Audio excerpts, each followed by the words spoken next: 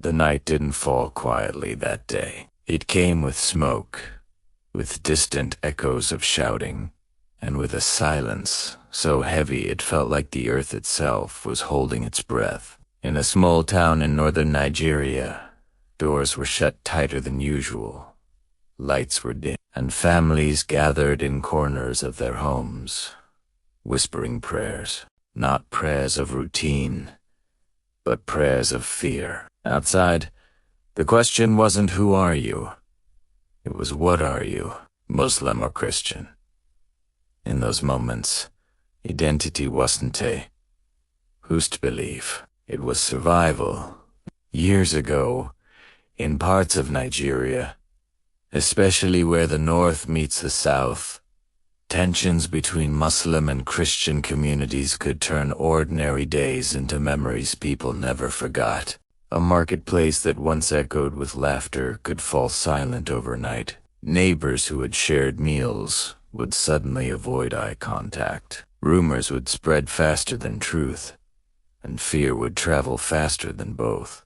A small misunderstanding could grow into something uncontrollable, pulling entire communities into cycles of mistrust.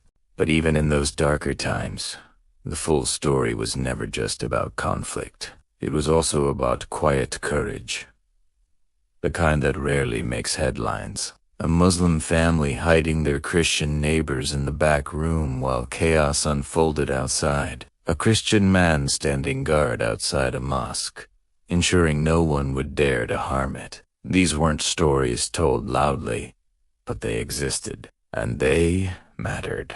Nigeria has always been a land of deep diversity. In the north, Islam has a strong historical presence, shaping daily life, traditions, and community structures. In the south, Christianity is more dominant, with churches, choirs, and Sunday gatherings forming the rhythm of life. But between these regions, and even within cities, millions of people live side by side, navigating differences while trying to hold on to something bigger. Coexistence. For non-Muslims living in predominantly Muslim areas in the north, life has always required a careful balance. Churches exist, sometimes quietly tucked between busy streets or residential areas. Sunday services still happen, hymns are still sung, and families still gather in their best clothes, holding on to their traditions. Festivals like Christmas are celebrated sometimes loudly within communities, sometimes more privately, but always with meaning. At the same time, daily life naturally blends into the surrounding culture. Markets are shared, schools are shared, workplaces are shared. A Christian child might grow up hearing the call to prayer 5 times a day, not as something foreign, but as part of the soundscape of home. Muslim shopkeeper might adjust his routine during a Christian holiday out of respect for his customers and neighbors. These small, everyday interactions quietly build a bridge stronger than any political statement. And then there is Ramadan. In northern Nigeria, where the majority fast, the entire atmosphere shifts.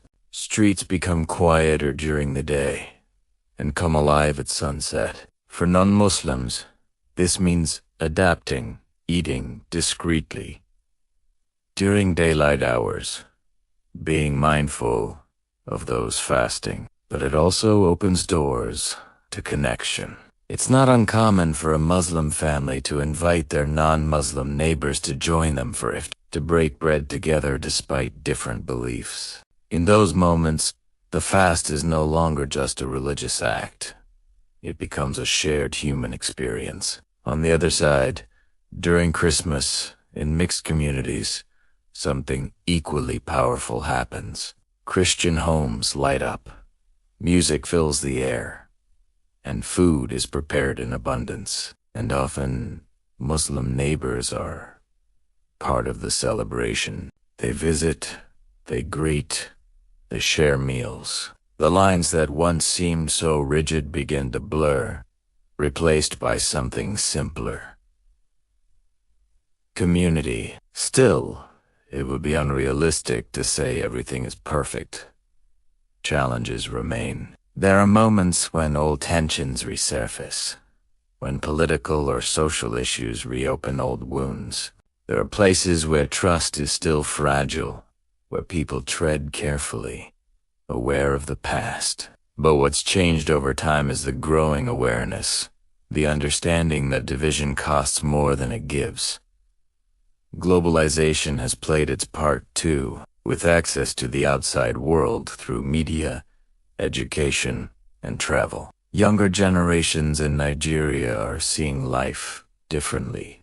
They are less interested in inherited fears and more interested in shared futures. A Muslim student and a Christian student in the same university are more likely to study together, joke together, and dream together than to see each other as opposites. Social media, for all its flaws, has also created spaces where stories of unity travel just as far as stories of conflict once did. In cities like Abuja and Lagos, which bring people from all over the country together, diversity is not just present, it's unavoidable. Offices are filled with people of different faiths working toward the same goals. Friendships form naturally, often without the weight of religious identity taking center stage. Here a person is more likely to be known by their profession, their personality, or their ambitions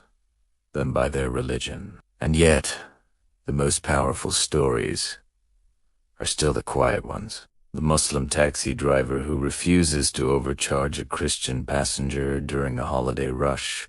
The Christian teacher who ensures her Muslim students have a space to pray. The neighbors who look out for each other, not because they share the same beliefs, but because they share the same street, the same struggles, the same humanity. Nigeria's story is not a simple one. It is layered, complex, sometimes painful, but also deeply hopeful.